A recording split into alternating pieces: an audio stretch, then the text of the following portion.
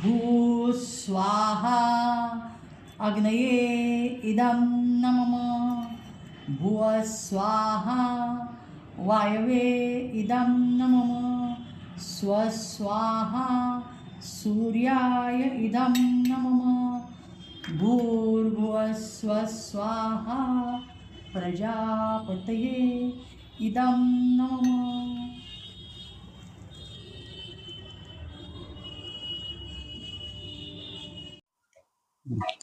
नमस्कार. आज श्रीमद भागवताचा तिसरा दिवस. श्री गणेशाय नमः. ओम नमो भगवते वासुदेवाय. ओम नमः शिवाय. वक्रतुंड महाकाय सूर्यकोटी समप्रभ निर्विघ्नं कुरु मे देव सर्वकार्येषु सर्वदा.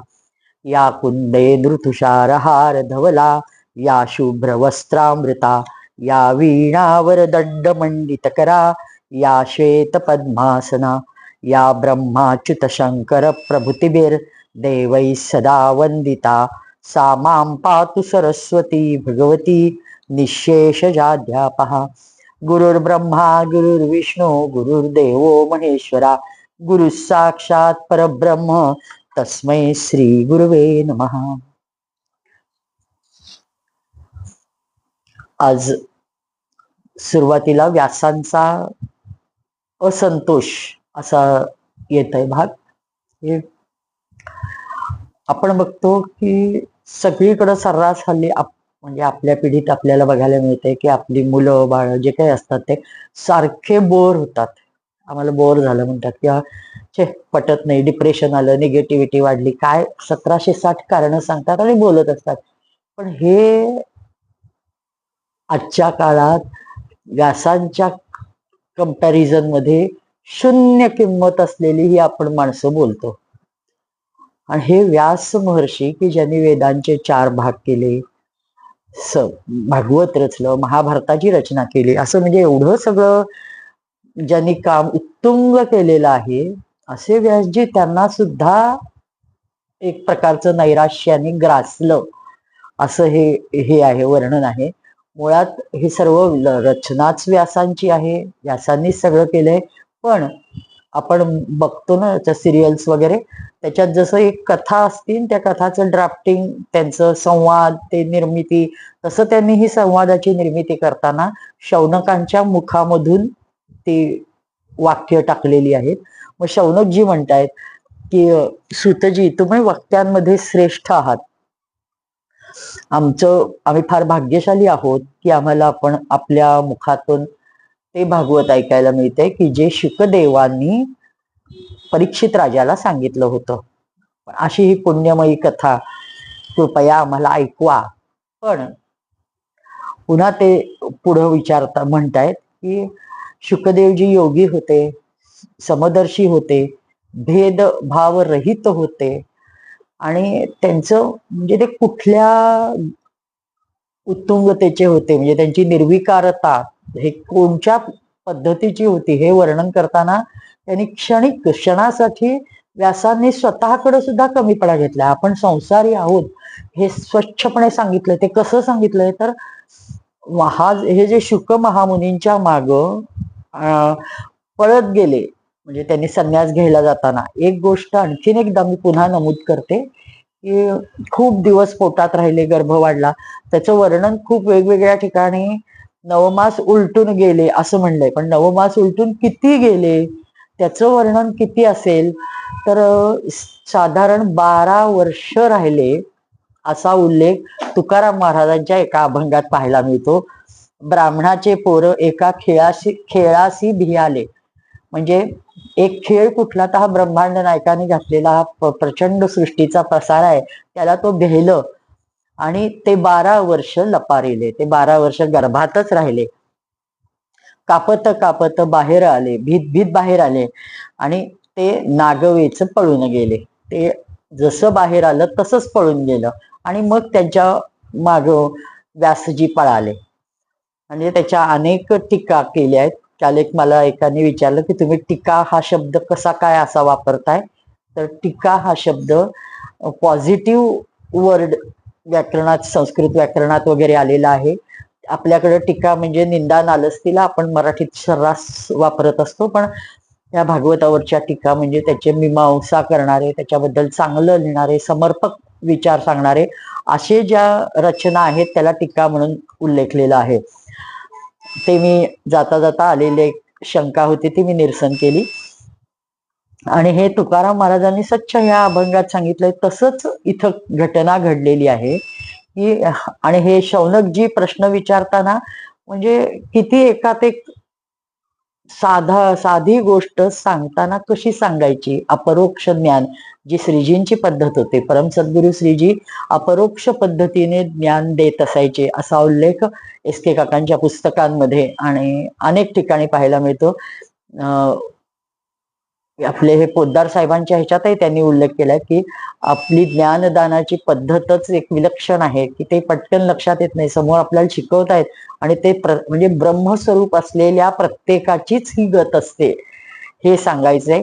आणि म्हणून ते पण अपरोक्षपणाने ज्ञान द्यायचे. आणि तीच गोष्ट इथं आहे की व्यासजी स्वतःकडे किंचित कमीपणा घेत आहेत आणि स्वतःच सांगतायत शौनकांच्या मुखातून की जन्म झाल्या झाल्या घर सोडून निघालेला, नग्नावस्थेत निघालेला पुत्र पळत चाललाय वनाच्या दिशेने आणि त्याच्या मागे हे मुलगा मुला मुला थांब मुला थांब मुला करत चाललेत.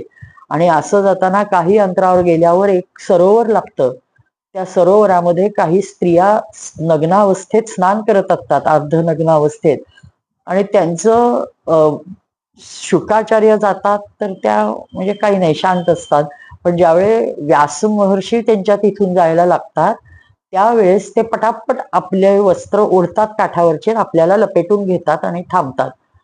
मग हे त्यांचं कृत्य बघून व्यासजी आश्चर्यचकित होतात. हे स्वतः व्यासजीच सांगतात. म्हणजे आपल्या मुलाचं श्रेष्ठत्व ते अशा पद्धतीने सांगतात. शुक महामुनी एकटच शिवावतारही होते, तो सांगितलंय मी तसं. तर ते म्हणतात की मी काय, तुम्हाला एक गोष्ट लक्षात येते का, तुम्ही हे असं का केलं, बराबर वस्त्र का लपेटलीत? अरे मी तुमचा पितामहापेक्षा प्रपितामह एवढा वृद्ध आहे आणि आता माझा तरुणाबांड मुलगा पुढे गेला, त्याला बघून तुम्ही काहीच हावभाव केले नाहीत किंवा त्याला बघून तुम्ही वस्त्र लपेटली नाहीत, पण मला बघून असं काय केली कृती, हे चुकीचं, म्हणजे हे मला कळलं नाही, म्हणजे मला शंका आली, असा प्रश्न त्यांनी केलाय त्यांच्या मुखातून. मग त्या स्त्रिया बादरायणांना कसं उत्तर द्यायचं म्हणून थोडा वेळ थांबतात नुसतं खाली मान घालून. पण मग ते प्रश्न विचारलाय म्हणजे उत्तर देणं भाग आहे. म्हणून एक स्त्री धीटपणे म्हणते की आपले पुत्र हे त्यांच्यात भेदभाव रहित भाव आहे, ते पूर्ण निर्विकार आहेत, पण आपण स्त्री पुरुष भेद जाणता. इथं व्यासांनी स्वतःकडं कमीपणा घेतलाय.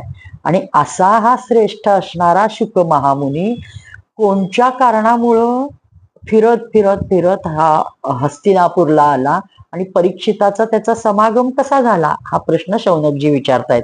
आणि त्यांनी कसं काय त्यांना कळली, कोणची प्रेरणा झाली आणि ते तिथं आले आणि त्यांनी कसं काय हे सांगितलं, असं ते त्यांना विचारतायत. असं नुसतं आम्हाला ती कथा ऐकवा असं सांगितले. गोपनीय रहस्य जे काही आपण जाणताय ते सुतजींना प्रश्न विचारला हे सर्व, आणि हे सर्व सांगितलंय व्यासांनी, म्हणून ते पुन्हा पुन्हा ह्याच्यात करते, उल्लेख करते.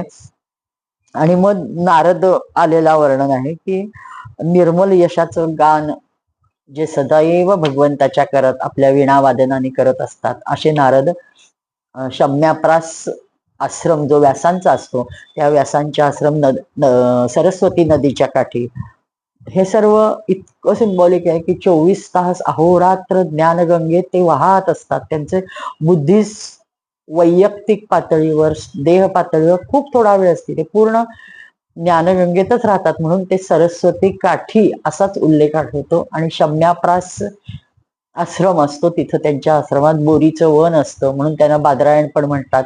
अनेक गोष्टी आहेत व्यासांच्या बाबतीत त्या. आणि ते इतके खिन्न होतात की अरे मी काय केलं नाहीये, काय मला कळत नाही. त्यांना बघून आपण एकमेकांना आमने सामने आलं की प्रश्न विचारतो, काय बरं आहे का, हो ठीक आहे ठीक आहे. पण इथंच नारद जेव्हा त्यांच्या तिथं येत आहेत तेव्हा नारद त्यांना म्हणतायत की सगळं आपण ठीक आहात ना, आपल्याला आपण जे कर्म करत आहोत ते कर्म करत असलेलं कर्म आणि त्याच्यावरचं चिंतन ह्यात काही फारकत नाही ना? म्हणजे तुम्ही ते सगळं सचिंत तर दिसताय आम्हाला, माझ्या लक्षात येईना आपलं असं सचिंत होण्याचं कारण काय आहे मला, म्हणून मी तुम्हाला प्रश्न करतो आहे, असं नारदजी स्वच्छ सांगतात की तुम्ही मोक्षाचे अधिकारी व्हायला पाहिजे. वेदांचं गान केलेलं आहे तुम्ही, वेदांचे भाग पाडलेले आहेत, महाभारतासारखं महाकाव्य केलेलं आहे. मग व्यास त्यांच्या सगळ्या गोष्टी ऐकतात आणि म्हणतात हो तुम्ही जे बोलताय ते सगळं खरंय, हे मी सगळं केलं हे, पण मला शांती नाहीये मनाला, मी काय करू कळत नाहीये. म्हणजे मी एवढं सगळं केलं तरी मन शांत का नसावं? मग ते आता नारद सांगतायत, व्यासजी, जो भगवान श्रीकृष्णाच्या चरणारविंदाचा सेवक आहे, जो भजन न करणाऱ्या कर्मी माणसाप्रमाणे दैववशात वाईट इच्छा भाव मनात आला तरी जन्म मृत्यूमय संसारात येत नाही, तो भगवंताच्या चरणाच्या आलिंगनाचे स्मरण करतो. सदैव तुम्ही भगवत चिंतन न करता, भक्तीचा महिमा न गाता केवळ तत्वचिंतन केलं, केवळ तुम्ही काय म्हणतात त्याला, कोरडं तत्वज्ञान सांगितलं. वेदांमध्ये भाव भक्ती नाही आहे, वेदांमध्ये समाजशास्त्र वगैरे असं साधं ढोबळ भाग आहेत, मग ते तुम्ही सांगितलेत. मग हे कुठंतरी तुम्ही कमी पडलाय असं स्वच्छ नारद सांगतायत त्यांना, की तुम्ही कुठं कमी पडलाय आणि तुम्हाला काय करायला पाहिजे हे नारद म्हणतायत. आणि त्यानुसार हे वेदव्यास पण म्हणतात की मग मी आता काय करू, हा प्रश्न त्यांनी पुन्हा निर्माण केलाय, मला तुम्ही काहीतरी मार्गदर्शन करावं. आणि मग त्याप्रमाणे ते आणखीन महत्वाची गोष्ट भागवतामध्ये हा श्लोक स्वच्छ आलेला आहे की वेदांचे 4 भाग का केले व्यासांनी, हा अगदी प्रथम स्कंदामध्ये 4थ्या अध्यायात आलेला आहे. चातुर्होत्रम कर्मशुद्धम प्रजानाम विश्ववैदिकम व्यदधाद्यन्य संतत्यै वेदमेकम चतुर्विधम.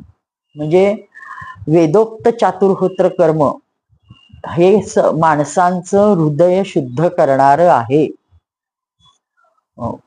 शुद्ध प्रजानाम विश्व, माणसांचं हृदय, प्रजेचं हृदय, सर्वांचं हृदय शुद्ध करणार आहे चातुर्होत्र कर्म करणं हे. म्हणजे ते किती गरजेचं आहे, आपलं कर्म आपण ते करत नाही म्हणून हृदय सगळ्यांची अशुद्ध झालेली आहेत, हेच थोडक्यात त्याचं कारण आहे. इस म्हणजे ह्यासाठी असं प्रत्येकातनी ते यज्ञाचा विस्तार, यज्ञाच्या कर्माचा विस्तार करण्यासाठी मी भाग पडलो. मला एकच एक वेद असलेला, वेदमेकम चतुर्विधम, एकच एक वेद असलेला चतुर्विध 4 वेगांमध्ये रूपांतरित करण्यात भाग मला काय पडलं तर चतुर्होत्र होम जो आहे त्यांनी माणसाची हृदय शुद्ध होतात, विश्वातल्या प्रत्येकाची हृदय शुद्ध होतात. आणि म्हणून हे शुद्ध करण्याचं काम यज्ञ करतो. आणि आपण म्हणतो वातावरण शुद्धीसाठी यज्ञ करा, त्याचं हे किती प्रमाण आहे, स्वच्छ प्रमाण आहे व्यासांनी दिलेलं. आणि मग व्यासांनी ऋग्वेद, यजुर्वेद, सामवेद, अथर्ववेद निर्माण केले. त्यात म्हणजे ऋग्वेद पहिलं त्यांचे स्नातक होते, सामवेदाचे स्नातक विद्वान जैमिनी होते, यजुर्वेदाचे स्नातक वैशंपायन होते आणि अथर्ववेदाचे दरुणनंदन सुमंतू मुनी होते. आणि इतिहास आणि पुराण ह्याचे प्रत्यक्ष माझे वडील, असं सुत महामुनींच्या पुढं जो संवाद आहे त्यांचा चालू, त्याच्यात सुतजी जी कथा सांगतायत, सुतजी रोमहर्षणांचे पुत्र म्हणून ते म्हणतात माझे वडील रोमहर्षण हे त्याचे स्नातक होते. मग त्या प्रत्येकाचे शिष्य झाले, प्रशिष्य झाले, त्यांचे उपशाखा झाल्या आणि त्याप्रमाणे त्या शाखा शाखा शाखा होत गेल्या. ह्याचं कारण त्यांनी दिलेलं आहे की एवढं कलियुगामध्ये लोकांची स्मरणशक्ती कमी आहे, त्यांची बुद्धी कमी आहे, ते संपूर्ण वेद धारण करू शकणार नाहीत. म्हणून वेदांचे भाग छोटे छोटे छोटे छोटे करून कुठून तरी वेदांचा शब्द त्यांच्या कानावर जावा म्हणून एवढ्या शाखा उपशाखा, त्याचे पंथ उपपंथ निर्माण केले, हे व्यासांनी सांगितलं. हे स्पष्ट नमूद करणं गरजेचं होतं, सुरुवातीलाच सांगितलंय म्हणून. असा हे उल्लेख करून पुढं नारदजी आता त्यांना भक्तीचा महिमा सांगतायत की तुम्ही काय करा भगवंताच्या यशाचं गान करण्यासाठी. भक्तीचं महत्व नारद आता त्यांना सांगतायत की तुम्ही भक्ती नाही गायली, फक्त भक्ती करा, भक्तीचं महत्व गावा. भगवंताची भक्ती करणं किती श्रेष्ठ आहे. भक्तीने मुक्ती मिळते, भक्तीशिवाय ज्ञान मिळत नाही, भक्तीशिवाय वैराग्य होत नाही. हे सगळं मिळवण्यासाठी त्याची भक्ती करणं गरजेचं आहे. आणि ज्ञानाशिवाय भक्ती ही आंधळी भक्ती आहे आणि भक्तीशिवाय ज्ञान हे पांगळं आहे. त्यामुळं त्या दोन्हीची गरज आहे. हे आपल्याला मिळवणं गरजेचं आहे, हे तुम्ही लक्षात घ्या.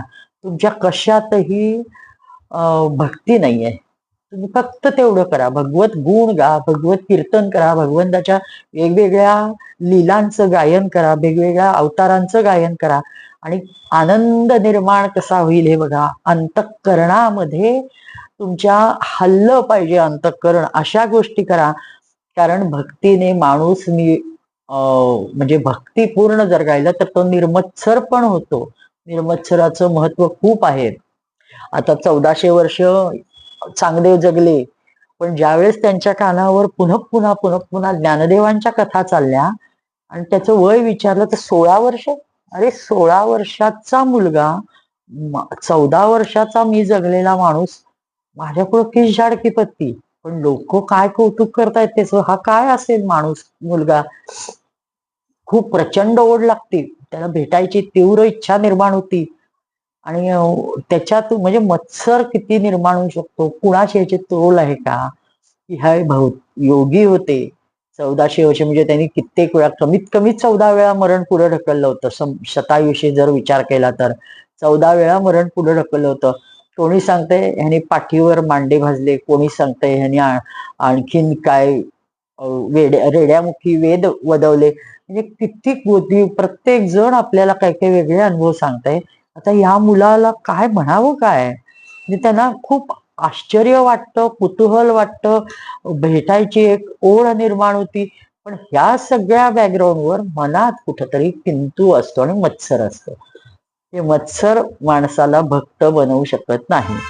आणि ज्ञानेश्वर महाराज तर शुद्ध मोकळ्या अंतःकरणाचे होते. अंतःकरण पूर्ण मोकळं केलं, कुठंही द्वंद्व ठेवलं नाही, किंचितही असूया कोणताही दुर्विचारांनी भरलं गेलं नाही, तर निश्चितपणे ते साध्य होऊ शकतं. आणि मग ह्यांनी केलं काय, तर एक कोरं पत्र दिलं. कारण मायना ह्यांना श्रेष्ठ म्हणायची ताकद विना, लहान चिरंजीव म्हणावं तर चिरंजीव कशाला मी म्हणायचंय. म्हणजे किती किती समस्या असू शकतात. आणि म्हणून तेही लिहिलं नाही.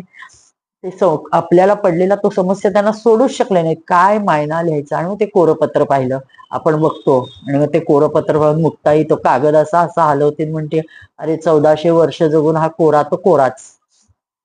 आणि मग आपलं वैभव दाखवायसाठी वाघावरून येतात. तर हे सहजपणे ज्या भिंतीवर बसलेले असतात त्या अचेतन भिंतीला चलायची आज्ञा देतात आणि जातात. केवढं अलौकिक आहे. हे सगळं कशामुळं, अरे भगवंताचं विश्व आहे. तो मला त्याला म्हणलं की चल बाबा, त्यांनी आणलं. असं असू शकतं, हे यांच्या म्हणजे डोक्याच्या बाहेरचाच विषय होता. पण मन निर्मत्सर होतं. ज्ञानेश्वर महाराजांचं हृदय विलक्षण विशाल होतं. आणि मग ते साष्टांग दंडवत घालतात, शरण जातात. आणि मग ते मुक्ताबाई समोर आल्यावर पहिल्यांदा त्यांना बोललेली, म्हणून त्याला मुक्तेचे गुरुमंत्र द्या सांगितलाय. हा भाग वेगळा. पण पण भक्तीला निर्मत्सराची गरज असते, किंवा भक्ती केली की आपोआप माणूस निर्मत्सर होतो. भक्तीने ज्ञान प्राप्ती होते, वैराग्य वाढतं. ह्या सगळ्या गोष्टी आहेत. आणि वैर राहतच नाही. म्हणून गीतेत 13व्या अध्यायात म्हटलंय, क्षेत्रज्ञम चापिमाम विद्धी सर्व क्षेत्रेषु भारत. जे सगळ्यांचं अंतःकरण एक रूप असल्याचा हा भाग इथं भगवंतानी सांगितलेला आहे. अशी ही भक्ती तुम्ही गा. ही भक्ती जर तुम्ही गायली तरच तुम्हाला मनाला शांती मिळेल. कारण तुम्ही कोणचीच गोष्ट भगवंताचं असं छान काहीतरी निर्मल यशाचं गान नाही केलेलं, आणि त्याशिवाय म्हणजे काही गत्यंतरच नाहीये. ते तुम्हाला करायलाच पाहिजे. कारण मुळात ज्ञान हे काय आहे, ते शुद्ध आहे, निर्मळ आहे. मोक्षाची प्राप्तीचं साक्षात साधन आहे. आणि ते ज्ञान सहजासहजी माणसाला होईल का?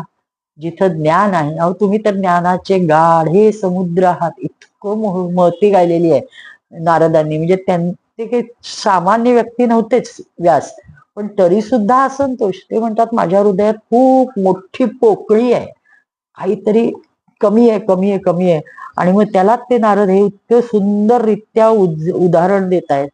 आणि अनेक गोष्टी सांगतात की मी तुला काय काय सांगू. एखादा विषय समजावून द्यायचा असेल तर त्यासाठी कितीतरी गोष्टी. आपण लहान पहिलीच्या वर्गात पुस्तक असताना काय असतं, छगन कमळ बघ, याच्यात कुठं काना नाही, मात्रा नाही, वेलांटी नाही, उकार नाही, कोणचंच हे नाही, सगळी सरळ सरळ सरळ अक्षर.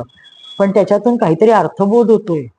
पण हा अर्थबोध होण्यासाठी ते अल्फाबेट्स आधी शिकणं गरजेचं आहे ना. ते जे आपली बाराखडी मुलं शिकतात त्याच्यातून ते पुढचं येतं. तसं हे इतक्या पातळीवर जाऊन नारद व्यासांना, बरं का, व्यासांसारख्या महान माणसाला नारद हे सांगतायत. आणि ते इतक्या छोट्या पातळीवर जाऊन सांगतात, अरे तुला काय सांगू मी, भक्ती किती अलौकिक असते. त्याच्या प्राप्तीसाठी, भक्तीच्या प्राप्तीसाठी काय काय करावं लागतं, ती सहज प्राप्त होत नसते. तुला मी माझाच इतिहास सांगू का? आणि मग ते स्वतःचा इतिहास सांगायला लागतात. मी एका वेदवादी ब्राह्मणांच्या दासीचा मुलगा होतो, एकटाच म्हणजे. आणि ते योगी लोक एका चातुर्मासामध्ये एका स्थानात राहायचे, म्हणून ते एका वर्षा ऋतूमध्ये त्या एका स्थानी राहिले. आणि त्यांच्या सगळ्या सेवा करायची काम माझ्या आईकडे होतं. मग ते तिला मदत म्हणून मी ते काम करायला लागलो. म्हणजे सत्संग किती महत्वाचा असतो. किती दुरान्वयाने झाला तरी तो आपल्याला आपलं आयुष्य पूर्ण बदलून टाकतो आणि आमूलाग्र बदल सत्संग करू शकतो. एका क्षणाचा सत्संग माणसाचं संपूर्ण आयुष्य बदलतं. आणि ते स्वतःच चरित्र सांगतायत नारद. आणि मी खेळाय कुदायचं म्हणजे हिंडायचं, फिरायचं, नाचायचं, मुलांमध्ये गप्पा मारायच्या, हे माझं वय. पण मला त्या लोकांचं सगळं आवडायचं. ते सगळे लोक ध्यानाला बसायचे, ते गंध उठवायचे, काय काय करायचे, हे गळ्यात माळा घालायचे, रुद्राक्षाच्या माळा आंघोळीच्या आधी काढून ठेवायचे, कमंडलू स्वच्छ करायचे, ती सगळी कामं मी त्यांची मदत करायचो. ह्या सगळ्या गोष्टी त्यांची सेवा करत असताना त्यांनाही माझं प्रेम लागतं. एक दिवशी ते मला त्यांच्यासारखं नटवतात. त्यांनी माझ्या गळ्यात रुद्राक्षाच्या माळा घालतात, मला भगवी वस्त्र घालतात, मला टिळे लावतात. आणि माझा तो अवतार बघून आई माझी खूप भेदरते, घाबरते. ती म्हणते काढून टाक, असलं काही नाही, तुला असं करायचं नाहीये. तिला पुढची काळाची पावलं कुठं माहित असतात. आणि ती त्या मुलाला सांगते नाही नाही, आणि नको तू त्यांची सेवा, माझी मी करते काम, माझी तू नको जाऊ. आणि मग हा म्हणतो आई मला तुम्हाला भेटू नका सांगितले, मी आता उद्यापासून येत नाही. मग ते म्हणतात की का ग माई, ते विचारतात तिला बोलवून, असं का तू मुलाला सांगितलंयस, तुझ्या मुलाला भेटू नको, आमच्याकडे येऊ नको. तर ती सांगते की अहो तुम्ही त्याला साधू करून तुमच्या बरोबर नेलं तर. ते हसायला लागतात, म्हणतात अगं नाही, तुझ्या परवानगीशिवाय काही होणार नाही. आणि नाही आम्ही नेत नाही, आम्ही सहज त्याला नटवलं, तो कुतूहलाने रोज बघत असतो म्हणून, असं म्हणून ते त्याला ते एक प्रकारचं मधाचं बोट चाटवतात की ते खूप काहीतरी वेगळं आहे. नाही वाटतं एवढं नुसतं मी हा वेश परिधान केला की आपल्या मातेला असं काय झालं की ती खूप घाबरली, काय प्रकार आहे हा, म्हणून ते अचंबित होतात नारद. आणि मग हळूहळू त्यांच्या मनात जाताना ते ज्यावेळेस 4 महिने संपतात, ते निघायला लागतात, तर त्या खूप एकमेकांचा लळा लागलेला असतो. आणि मग ते म्हणतात मला काहीतरी म्हणजे सांगा किंवा उपदेश करा, काहीतरी करा. आता हळूहळू सत्संगाने माणसाची बुद्धी निर्मळ होते, ज्ञान आपोआप उपजत येतं, प्रगल्भता वाढती. एक अलौकिक नारदांचं स्वतःचं उदाहरण नारद सांगतायत. त्यांनी त्यांना सांगितलं की तुला आम्ही ज्ञानोपदेश करतो. आणि मग ते त्यांना एके दिवशी त्याला शांत बसवतात, त्याला कसं जप करायचं, काय करायचं सांगतात. आणि खूप नारद खुश होतात. आणि त्यांना त्याचा इतका लळा लागतो जपाचा की ते अख्खे जपात राहतात, एक मग्न होऊन जप करत असतात. आणि एकदा काही वेळास आई त्यांची त्याला सारखे उठ कामाला जा, कुठं काही कर असं म्हणते की त्यांना आता आईच्या अस्तित्वाचा व्यत्यय व्हायला लागतो आपल्या साधनेमध्ये. असं जस्ट एक दोनदा मनात येता क्षणी त्यांच्या मातेला दूध काढायला गेल्यावर नाग दंश करतो आणि ती मृत्यूमुखी पडते. तर नारद स्वतः तटस्थपणे सांगतात की माझ्या मायेच्या राहिला उरला सुरला पाश पण भगवत कृपेने दूर होतो. सॉरी. एकटा राहिलेला हा जीव आता मात्र तो सर्वसंग फिरायला बाहेर पडतो. जिथं म्हणजे मिळेल तिथं सगळं विश्व फिरत, आपण जिथं जाईल तिथं जा, बघायचं म्हणून नाही, तर आपल्या आपल्या जप करत ध्यान करत मिळेल तसं जायचं, पुढं जायचं, जात राहायचं. नदीकाठी मिळतं की स्नान करायचं, काही ठिकाणी बसायचं, मंदिरामध्ये राहायचं, हे सगळं त्यांचा उपक्रम चालू असतो. आणि एकदा एका किनारी, नदी किनारी ते बसलेले असतात. लक्षण पाण्याचा आवेग असतो, हे इतके नामस्मरणात तल्लीन असतात, त्यांची एकतांता लागलेली असते. आणि त्याच वेळेस त्यांना क्षणासाठी म्हणून इतकं सुंदर भगवंताचं दर्शन होतं, अलौकिक रूप दिसतं, अलौकिक की म्हणजे बाकी सगळं शून्य, काहीही कडेला नाहीये आणि एकमात्र चेहऱ्यावर हास्य आहे, कानात लखलख लखलख करणारे हे आहेत कुंडल, आणि गळ्यात वैजयंती माला धारण केलेल्या आहेत, आणि सुवास अत्यंत सुंदर असा, कस्तुरीपेक्षा सुंदर सुवास असा आहे. मुकुट मस्तकावर धारण केलेला आहे. आणि हे सगळं ते रूप बघून एका क्षणासाठी त्याचं वर्णन त्यांनी सांगितलंय, झाकी दर्शन. झाकी म्हणजे आपण पापण्या डोळे उघडून मिटतो एवढ्या वेळात, म्हणजे किती थोडा काळ असतो तो उघडझाप करायचा, पण तेवढ्या वेळात जेवढं दर्शन दिले, नुसतं असं दिसलं, पुन्हा डोळे उठून ते नीट बघावं म्हटलं तर ते दर्शन जमतं. मग त्यांना रडायला यायला लागतं, अरे कुठं गेलं ते, खूप डोळे मिटून मिटून आत दिसतंय का बाहेर दिसतंय का असं आक्रोश करून बघायला लागतात की अरे हे दर्शन मला पुन्हा बघायचंय, मला कसं भेटेल. म्हणून ते नारद खूप तळमळतात, तडफडतात अक्षरशः.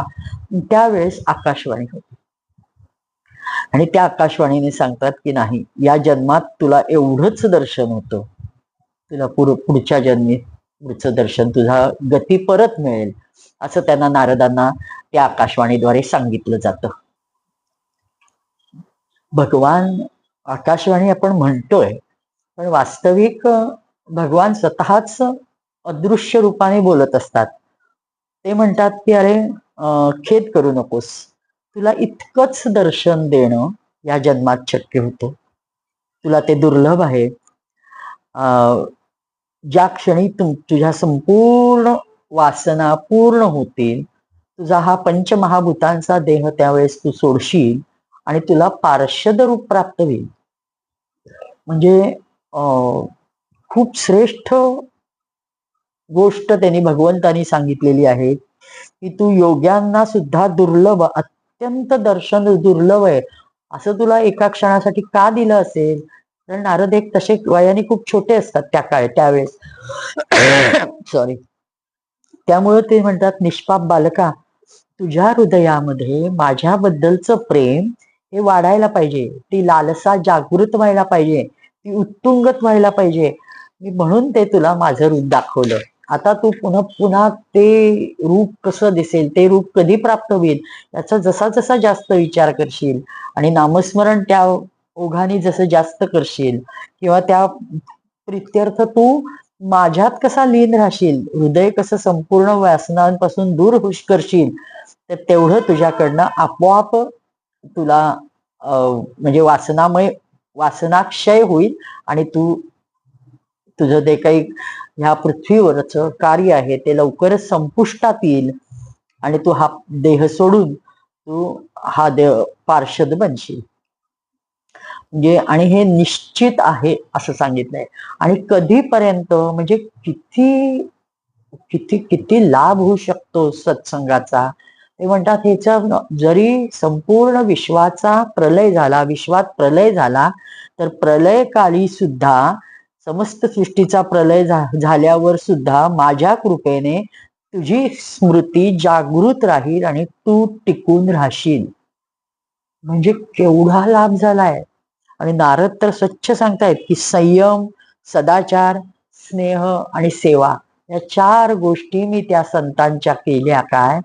आणि माझ फक्त 4 महिन्यात किती छोट्या कालावधीमध्ये मला काय अलौकिक लाभ झालाय. जे अशक्य वाटावं असा लाभ झालाय. म्हणजे सत्संगाला केवढं महत्व आहे ते इथं आवर्जून सांगितलेलं आहे. आणि भगवान असं सर्व काही त्याला निर्देश देतात आणि स्वतः अंतर्धान म्हणजे अंतर्धान असतात, पण त्यांच्या ध्वनी सगट अंतर्धान पावतात. त्यांचा पुन्हा पुन्हा ध्वनी येत नाही, कानोसा घेतात नारद आणि मग पुन्हा इतस्ततः विचरण करायला लागतात. पण आता सर्व शक्तिमान प्रभूंनी ज्यावेळी मला हे सांगितलंय त्यावेळेस त्यांच्या मनातलं लज्जा, भय, संकोच सगळं धुडकावून देतात आणि ते इतक्या जोरात नामस्मरण करत नाचत असतात. सर्वत्र नाचायला लागतात, लज्जान संकोच सोडतात आणि अत्यंत रहस्यमय आहे, अत्यंत मंगलमय आहे असं भगवंताच्या लीलांचं कीर्तन करायला लागतात, स्मरण करायला लागतात. आणि फक्त एकच स्पृहा, एकच अंतर्गत इच्छा एवढीच की मदमत्सर हृदयातले माझ्या जाऊ दे आणि माझं संपूर्ण हृदय शुद्ध होऊ दे, त्याशिवाय मला भगवान भेटणार नाही. आणि भगवंता माझे हे कोणताही विकार माझ्या हृदयात असू दे नाही. आणि योग्य वेळी ते सर्व त्यांचे मन शुद्ध होतं. एखादी वीज चमकावी तसं त्यांनी सांगितलंय की माझ्यावर मरणाने घाला घातला, हा पंचमहाभूतांचा देह जळून गेला आणि तत्क्षणी म्हणजे लगोलग असं त्यांनी उल्लेख केलेला आहे. भगवंताच्या कृपेने लगोलग मला पार्षद देह प्राप्त झाला. काय म्हणजे किती अलौकिक आहे हे सगळं ते व्यासांना सांगतायत असं व्यासांनी ह्याच्यात लिहिलंय. व्यासांना आपली स्वतःच माहिती सांगत आहेत की मला अशा रीतीने मला भगवत शरीर प्राप्त झालेलं आहे. मी एक साधा दासीपुत्र काय होतो, पण केवळ संतांच्या साधूच्या संगतीत गेलो. लोखंडाचं परीस होतं म्हणतात तसं माझं एका दासीपुत्राचं त्याने भगवन्मय भक्त बनवून परीसच केलं, सोनच केलंय आयुष्याचं माझ्या. खूप म्हणजे खूप खूप धन्यवाद त्या स्मरण करून त्या गुरूंना वगैरे दिलेला असतात त्यांनी. आणि आता हा त्यांना मिळालेला जो देह आहे तो अद्भुत आहे. ते म्हणतात आता मी संपूर्ण विश्वात कुठंही त्रैलोक्यात रोखठोक न करता हिंडत असतो आणि भगवंताच्या गुणांचं सतत कीर्तन करत असतो. ज्या क्षणी मी भगवंताचं कीर्तन करायला लागेल त्यावेळी भगवंताचे दोन्ही चरण माझ्या हृदयारविंदे माझ्या अंतःकरणामध्ये स्वच्छ उमटलेली असतात, स्थापित झालेली असतात. मी त्यांना नमन करून माझं वंदन सुरू करतो. म्हणजे कुठल्या काय म्हणजे त्याचं आपण बोलूच शकत नाही असे ते नारदांचं स्वतःच आत्मचरित्र ते शांतपणे की जेणेकरून हे का सांगायचं की नैराश्य व्यासजींचं घालवायसाठी ते हे सगळा उपक्रम सांगतायत. माझं प्रारब्ध कर्म संपुष्टात आल्यावर मला हे जे पार्षद शरीर मिळालं, हे पार्षद शरीर सुद्धा ज्या वेळेस कल्पांताचा समय येतो त्यावेळेस एकार्णव भगवान नारायण एकार्णवच्या वेळी म्हणजे फक्त एक भगवान राहतात, बाकी संपूर्ण विश्व त्यांच्यात विलीन होतं. म्हणजे ब्रह्मदेव आपल्या सृष्टीला समेटून घेऊन त्या नाभी कमळातून पुन्हा भगवंताच्या पोटात शिरतात. त्यावेळेस भगवंत त्यांच्या श्वासाद्वारे ब्रह्मदेवांच्या श्वासाद्वारे मी आत गेलो आणि त्यांच्या पोटात राहिलो. हजारो वर्ष राहिलो, चतुर्युगी गेली आणि जेव्हा भगवंतांनी पुन्हा सृष्टी निर्माण करायचा संकल्प केला त्यावेळेस ब्रह्मदेव बाहेर आल्यावर त्यांनी मरीची आधी जे ऋषी 7 बाहेर काढले त्याच्याबरोबर मी पण प्रकट झालो असं स्वतःच संपूर्ण वर्णन नारदजी करताहेत. आणि म्हणून आता मी तुम्हाला खात्रीने सांगतो की भगवंताची लीला अपरंपार आहे. आपण त्याचे म्हणजे काय त्याची वर्णन करू शकत नाही, किंवा जितकं वर्णन करू तेवढं थोडंच आहे, असं अलौकिक वर्णन आहे. सॉरी. तर तुम्ही आता मी तुम्हाला सांगतो, तुम्ही मनातला द्रोह, मनातली शंका विशंका सगळं झुगारून द्या आणि शांत चित्ताने भगवंताच्या लीला गायला सुरुवात करा. आणि मग तुम्हाला जी शांती मिळेल ती अलौकिक असेल. भगवंताच्या लीलांचं कीर्तन संसार सागर हा पार करून जाण्याचं जहाज आहे. हा प्रचंड संसार सागर हा तरुण जाणं सहजासहजी शक्य नाहीये. आणि तो तरुण जाताना आनंदाने, उल्हासाने, एकाग्रपणे भगवंताचं जर नाम घेत राहिलं तर आपल्याला कळतही नाही की आपण कसा तो पार केला. हे लक्षात ठेवा. त्याला उदाहरण माझं आयुष्य आहे. मी त्यासाठी तुम्हाला माझं चरित्र सांगितलं, असं ते स्वतः नारद पुन्हा पुन्हा व्यासजींना सांगत आहेत. आणि का, आणि लोभाच्या काय म्हणतात त्याच्या, आपल्याला त्याच एखादी जखम होती, त्याच्या जखमेने घायाळ झालेले जे असतात कामक्रोधाच्या, ते पुन्हा पुन्हा घायाळ होतात. पण तरी सुद्धा ते जर श्रीकृष्ण सेवेत लागले तर प्रत्यक्ष शांतीचा अनुभव घेऊ शकतात. पण एखादा योगी यम नियम याचे सगळं खूप पार करत आले सगळं, तरी त्याला त्या शांतीचा अनुभव मिळत नाही जो भक्ताला एखाद्या भगवंताच्या कृष्ण कथेच्या कथामृतातून मिळतो. व्यासजी, आपण खूप निष्पाप आहात, सतत कर्मरत असता, आपण खूप काही केलेलं आहात, तरी सुद्धा मनाच्या विकलांग अवस्थेत माझ्याकडनं तुमच्या मनाची ही अवस्था घालवण्यासाठी जो प्रयत्न करायला पाहिजे तो मी थोडा प्रयत्न केला आहे. आता तुम्ही मला अनुमती द्यावी आणि विचार करावा, असं म्हणून ते त्यांना नमस्कार करतात. मी येतो म्हणतात आणि नारदजी तेथून जातात. आता हा संवाद असा दोघांचा झाला, हे सुत महामुनी शौनकजी वगैरे ऋषींना सांगत असतात. आणि ते म्हणतात छानपणे जोर जोरात शारंगपणे भगवंताच्या कीर्तीचं गाण आपल्या विणेवर करत श्रीमन नारायण नारायण नारायण मोठ्यांदा म्हणत गात नारद तिथून निघून जातात. धन्य आहेत नारद असे, असं चरित्र ते म्हणतात, असं उल्लेख ते करतात. ह्या सगळ्याचा उल्लेख ज्यावेळेस हे सुतजींमार्फत व्यासदेव करतात, तर किती त्यांचं अलौकिक असेल सामर्थ्य. अपरोक्षपणे ते सांगतायत. वास्तविक नारदांनी त्यांना चतुश्लोकी भागवत वगैरे सांगितलंय, ते आता प्रथम स्कंदात आलेलं नाही, ते द्वितीय स्कंदात आलंय, पण इथपर्यंतच सांगितलेलं आहे. आणि आता लगेच व्यासजी पुढची कथा, भागवतातल्या ज्या काही कथा आहेत